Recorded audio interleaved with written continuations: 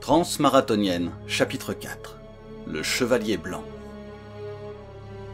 Max n'était pas satisfait de son article. Pas satisfait de la manière dont il l'avait si rapidement publié. Il avait le sentiment de n'être pas plus qu'un gratte-papier, un scribouillard, un pigiste dans un magazine à sensations. Il n'avait fait que recracher ce que Pascal lui avait dit, sans s'intéresser à cette infirmière, sans creuser un peu plus loin. Et cela le tracassait. Ce n'était pas sa manière de faire habituelle. Il se réveilla un peu trop tôt. Il tournait et se retournait dans son lit, accompagnant ses pensées qui faisaient de même dans sa tête. Finalement, il se leva et décida de se rendre au domicile de cette femme dont Pascal Barbon lui avait donné l'adresse. Pourquoi faire ? Il n'en avait pas la moindre idée. Pascal lui avait dit qu'elle courait tous les matins à 6 heures. Il regarda son téléphone. Il était 5h45. Le temps qu'il se prépare, elle serait sûrement déjà partie courir, mais qu'importe. Il avait besoin de sortir, de prendre l'air. Alors, pourquoi pas aller de ce côté-là ? Ce n'était qu'à 25 minutes de chez lui. Quand il s'engagea dans la rue au bout de laquelle se trouvait l'immeuble dans lequel vivait l'infirmière, il croisa une voiture noire qui s'en allait. Il n'y fit pas attention. S'il avait regardé à l'intérieur, il aurait vu une jeune fille, endormie, sur le siège arrière.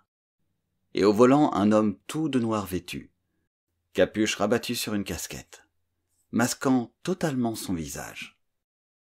Peut-être cela lui aurait-il paru suspect, ou pas. Mais il ne regarda pas à l'intérieur du véhicule noir. Il s'arrêta sur le trottoir opposé à l'immeuble et le regarda. « Qu'est-ce que tu fais là, Max ?» pensa-t-il. Et maintenant, quoi ? Il s'apprêtait à rebrousser chemin, quand au bout de la rue, il vit une femme débouler et s'étaler de tout son long. Il amorça un pas dans sa direction, mais déjà elle se relevait et se remettait à courir. Mais elle ne courait pas. Elle détalait comme si le diable était à ses trousses. Elle était en panique. Quelque chose n'allait pas. Elle entra en trombe dans l'immeuble devant lequel Max se tenait et monta les escaliers comme une furie. Max traversa la route et entra à son tour dans l'immeuble. À peine eut-il monté les 2 premières marches qu'un cri horrible résonna dans la cage d'escalier. Comme un nom. Camille, crut-il entendre. Il monta en courant à son tour. En arrivant au 3e étage, la porte d'un appartement était ouverte. Celle d'en face s'ouvrit aussi et une vieille femme en robe de chambre mauve apparut sur le seuil. « Qu'est-ce qui se passe ?» demanda-t-elle prudente et inquiète, prête à refermer la porte si l'homme qu'elle voyait en face d'elle tentait de s'approcher. « J'ai vu une femme affolée entrer dans votre immeuble, et je crois que c'est elle qui a crié. Vous avez entendu ?» La vieille femme acquiesça d'un signe de tête et entr'ouvrit un petit peu plus sa porte. « Vous savez qui habite ici ?» ?»« Oui, c'est la petite infirmière, Marlène. » Le cœur de Max fit un bond dans sa poitrine. L'infirmière. Son infirmière ? Celle dont Pascal lui avait parlé ? Il eut un mauvais pressentiment, comme si quelque chose de grave était arrivé, et que c'était de sa faute. De la faute de son article. Il entra prudemment dans l'appartement ouvert. « Madame ? Marlène ?» appela-t-il. « Marlène, vous êtes là ? Est-ce que tout va bien ?» demanda-t-il un petit peu plus fort. Aucune réponse. Il s'avança un peu plus. La vieille femme avait ouvert complètement sa porte et s'était avancée sur le palier, en tendant son vieux cou ridé pour essayer de voir dans l'appartement de Marlène. Mais prête à battre en retraite, au moindre signe de danger. Devant Max, le petit salon et la cuisine. Juste avant, 2 portes, de chaque côté du petit couloir dans lequel il se trouvait. L'une d'elles était entr'ouverte. Il la repoussa et découvrit Marlène étendue sur le sol. Elle était inconsciente et du sang coulait de son front. Max se retourna vers la vieille femme qui se trouvait à mi-chemin entre son appartement et celui de Marlène. « Appelez les pompiers, vite !» Elle hésita, en le regardant avec des yeux ronds. « Vite !» réitéra-t-il, pressant. « Faites le 18 !» Cela sembla la secouer. « Oui, j'y cours !» dit-elle en se retournant et en trottant comme une souris vers chez elle.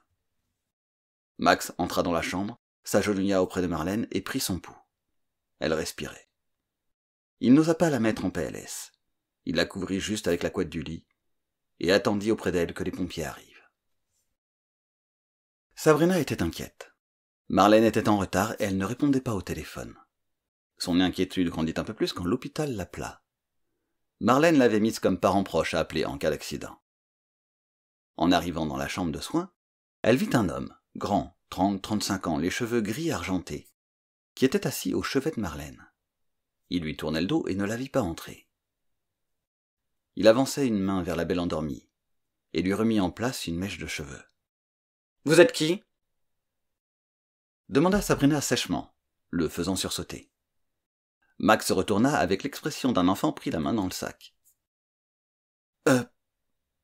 Pardon, Elle avait une mèche de cheveux qui lui tombait sur les yeux. Vous êtes sa parente ? Je vais vous laisser. » Sabrina s'écarta pour le laisser passer tout en le regardant intriguée et suspicieuse. Elle l'observa s'éloigner dans le couloir, puis retourna son attention sur Marlène, et s'approcha d'elle pour lui prendre la main. Une infirmière entra pour vérifier le goutte-à-goutte. « Vous savez qui était l'homme avec mon amie ?» demanda Sabrina. « C'est le monsieur qui a appelé les secours pour elle. Il l'a accompagnée jusqu'ici et ne souhaitait pas la laisser seule tant que vous n'étiez pas arrivé. »« Je vois, merci. » dit-elle radoucie. Le commissaire Aligny était dans son bureau en train de relire le compte-rendu de Barbon. Il était 9 heures. Il posa le dossier avec une moue insatisfaite. Il avait sûrement vu juste concernant cette Marlène Larnat. Une farfelue de plus. Pourtant, dans un coin de son esprit, une lumière rouge continuait de clignoter concernant cette infirmière. Un je ne sais quoi qui irritait son sixième sens, qui l'empêchait de clore le dossier et de le ranger dans la boîte sans importance. Elle avait tout de même donné des informations précises. Suspectes. Mais elle n'avait pas le profil. Il manquait un élément pour que le tableau prenne forme. C'est pour cela qu'il posa le dossier de Marlène sur un coin de son bureau, et non pas dans le tiroir du bas. Ensuite, il prit celui du médecin légiste. Il parcourait le diagnostic post-mortem de la prostituée de la rue Viale. Éventrement par arme blanche sur 30 cm. Mort dû à un arrêt cardiaque suite à une trop grande perte de sang. Pas de violence sexuelle. Les viscères ont toutefois été manipulés. L'intestin grêle a été ouvert sur une longueur de 1 mètre. Le portable du commissaire se mit à sonner, l'interrompant dans sa lecture. « Commissaire Aligny, j'écoute. »« Excusez-moi de vous déranger, commissaire. »« Ah, Doc. » dit Aligny en reconnaissant son interlocuteur. « Je suis justement en train de lire votre rapport sur la prostituée de la rue Viale. »« C'est pour cela que je vous appelle, commissaire. » La voix du médecin légiste était grave. « Je vous écoute. »« Vous l'avez peut-être déjà lu, l'intestin grêle a été ouvert post-mortem. » Fit le commissaire, l'invitant à continuer. « Je n'avais pas remarqué au départ, mais en fait, le tueur a gravé des symboles sur l'intérieur de la paroi de l'intestin. Probablement avec un scalpel ou la pointe d'un couteau très affûté. »« Et qu'est-ce que c'est comme symbole ? » Eh bien, c'est bien là le problème, je n'en ai aucune idée. Ça ressemble à un dialecte, tribal peut-être. Mais ce n'est pas tout, commissaire. La femme démembrée présente des symboles identiques. Le frein de sa langue a été sectionné pour pouvoir mieux la soulever et gravé sur la face postérieure, là encore avec un objet fin et coupant, des mots avec les mêmes symboles. Ces symboles, diriez-vous qu'ils ressemblent à des runes ? Demanda le commissaire pris d'une soudaine intuition. Oui, quelque chose dans ce sens. Il faudrait faire appel à un spécialiste en linguistique. Je m'en occupe. Vous avez pris des photos, je suppose ? Oui, commissaire. Envoyez-les-moi immédiatement. Il raccrocha, ouvrit le tiroir de gauche, découpa un morceau de réglisse et se leva en le mâchouillant pour se poster devant la fenêtre. Quelque chose était en train de prendre forme, mais pour l'instant c'était trop vague. Son téléphone émit un bip pour l'avertir qu'il venait de recevoir un message. C'étaient les photos du doc. Une nouvelle fois son intuition avait vu juste. C'était une écriture kabbalistique. Une écriture utilisée dans les messes noires, les rituels sataniques. Dans le passé, il avait travaillé sur une affaire de meurtre liée à de tels rituels. Ça avait été moche. Bon sang. Une nouvelle affaire de meurtre satanique. Il souffla. Je ne pensais pas y être confronté une nouvelle fois. On frappa à la porte. Entrez. C'était Viarlek. Commissaire, on vient d'apprendre que la femme qui était venue pour les meurtres, vous savez, la voyante. Oui. Lui fit-il signe de continuer, agacé qu'il n'en vienne pas au but immédiatement. Elle est à l'hôpital. A priori, sa fille aurait disparu. Vers quelle heure c'est arrivé? On l'a admise vers 7h30, ce matin, dit Viarlek en lisant ce qu'il avait gribouillé sur son carnet. Elle présente plusieurs lésions superficielles sur le corps et une entaille à l'arcade sourcilière qui lui a valu 3 points. Pour l'instant, elle est encore inconsciente. Le commissaire Aligny regarda les dossiers sur son bureau. Ça sent pas bon, Viarlek. Vous croyez que c'est lié au meurtre? J'ai l'impression que cette femme ne nous a pas tout dit. Le commissaire Aligny ne pensait plus maintenant que Marlène Larnat était une farfelue. Vision ou pas, cette femme avait certainement quelque chose à voir, de près ou de loin, avec ces meurtres. Peut-être même connaissait-elle le meurtrier. Viarlek, allez voir ce qu'il en est. Interrogez les voisins, creusez comme vous savez le faire. Je sens qu'il y a quelque chose à déterrer. Marlène était dans le noir. Des flashs, des images, des lieux qu'elle connaissait apparaissaient et disparaissaient sans qu'elle ait le temps de s'y accrocher. Puis une image se fit plus nette. Elle reconnut l'entrée de l'université où elle avait étudié. Un jeune homme attendait devant l'entrée. Il lui tournait le dos. Il était habillé de noir, des chaussures en cuir noir, un pantalon avec des poches un peu partout, dans une matière synthétique noire, une veste à capuche qui pendait dans le dos. Elle s'avançait vers lui. Il avait les cheveux courts. Il se retourna et lui sourit. C'était Dimitri. L'image s'estompa et une autre apparut. Elle était nue. Des flambeaux brûlaient, mais il faisait sombre. Une silhouette se dessinait. Et Dimitri apparut de nouveau. Il était nu, lui aussi. Il l'allongeait maintenant sur un autel de pierre. Ses mains caressaient son corps, la pointe de ses seins, le creux de son ventre, le galbe de ses cuisses. Et son sexe entrait en elle. Des voix s'élevaient. Un chant gothique, mélancolique et terrifiant aussi. La pénombre refluait. Des hommes et des femmes, tous cachés derrière une capuche large qui constituait une tenue noire et rouge, les observaient faire l'amour. Et ils chantaient. L'image s'estompa. Une autre maintenant. Elle portait Camille dans ses bras. Elle la berçait. Des bras les enlacèrent toutes les deux. Au poignet du bras gauche, une montre, finement ouvragée, noire et grise. La même que l'homme qui avait enlevé Camille.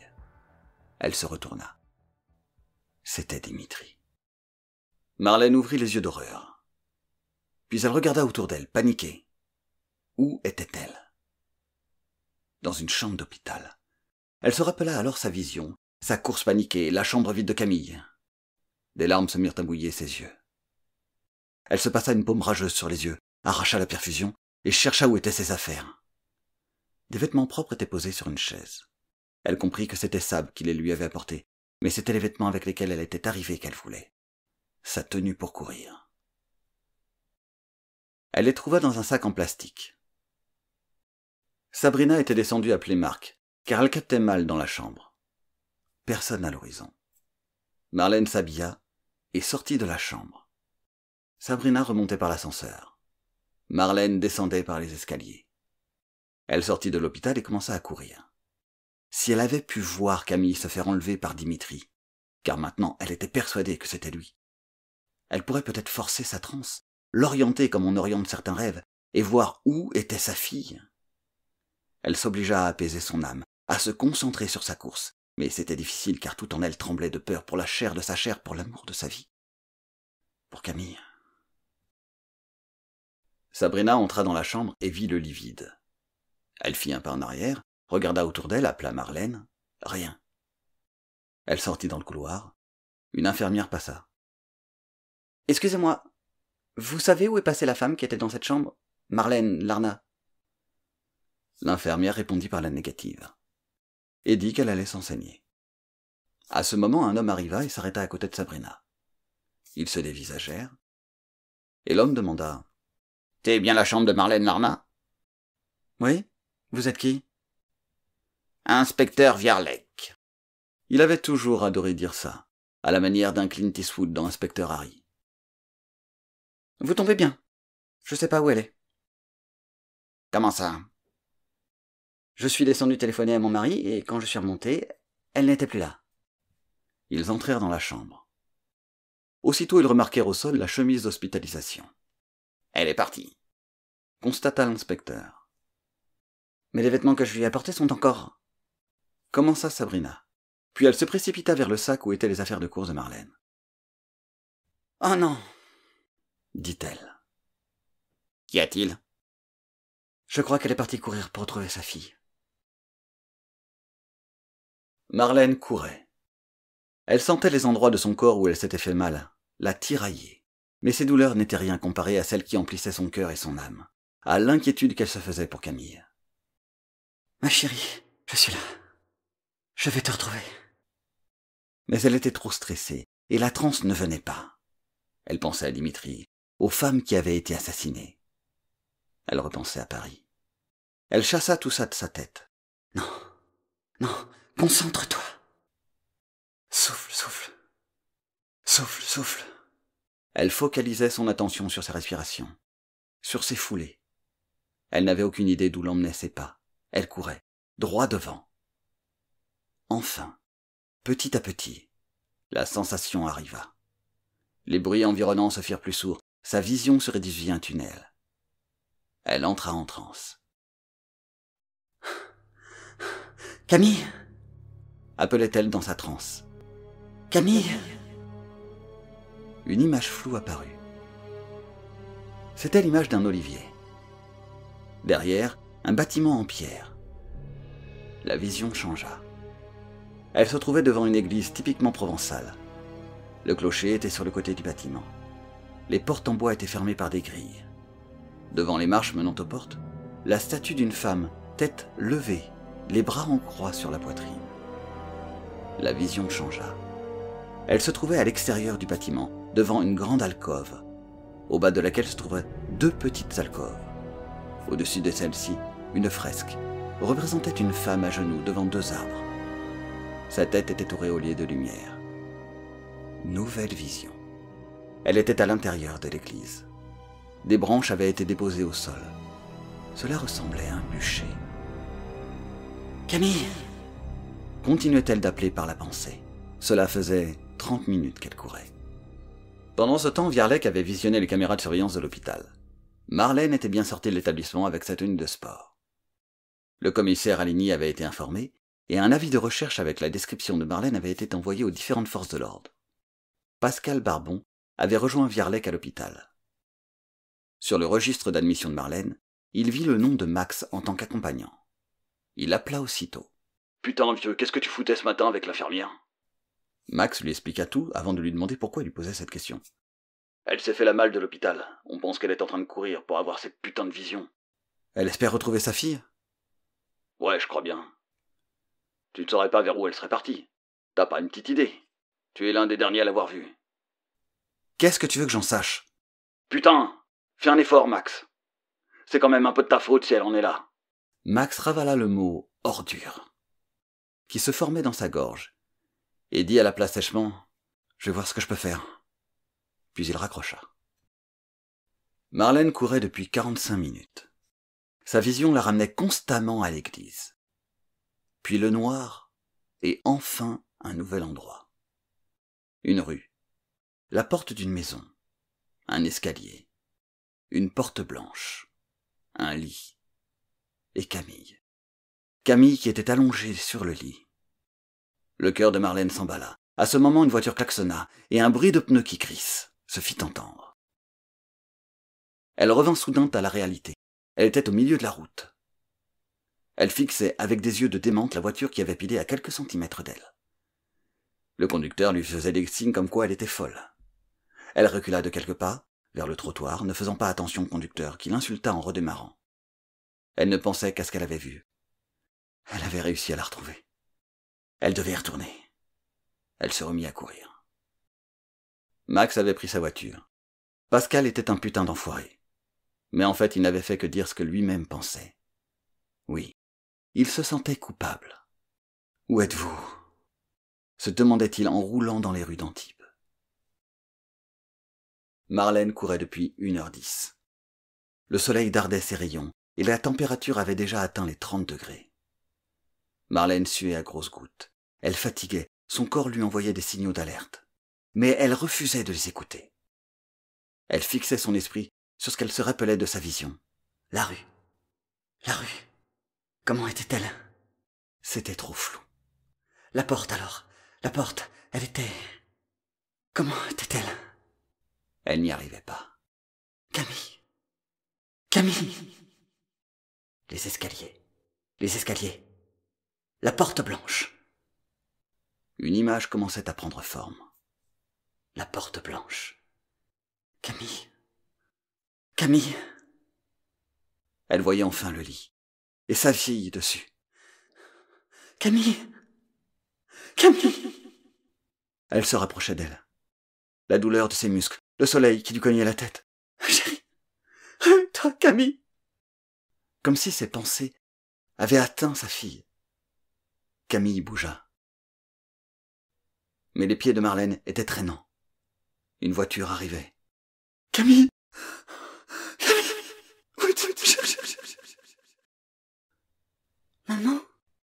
Marlène trébucha alors et s'écroula de tout son long. La voiture freina. Max en sortit et se précipita vers elle. Mais Marlène était à bout de force. Avant de perdre connaissance, elle vit arriver vers elle un être auréolé d'une lumière blanche au reflet argenté. Et quand l'être de lumière, Max, s'agenouilla à côté d'elle, elle lui dit « Je l'ai retrouvée, ma Camille !» Et elle s'écroula.